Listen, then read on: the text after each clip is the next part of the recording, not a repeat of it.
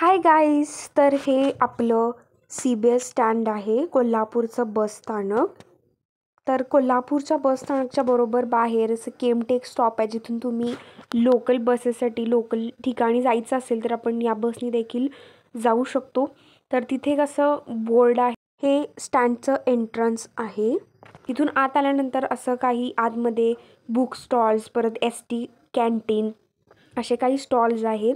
हा ST कॅन्टीनचा menu आहे.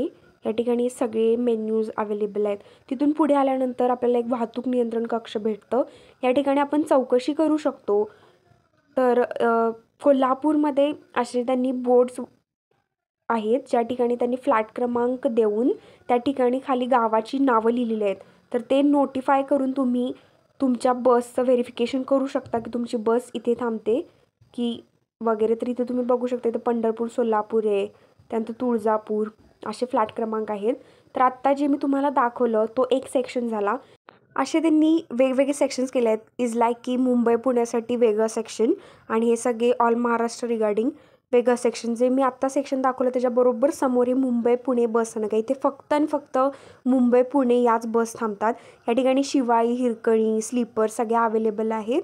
आणि त्याच्याबरोबर समोर अजून एक सेक्शन आहे, जो आता तुम्ही व्हिडिओमध्ये बघताय, राधानगरी या साईडचा.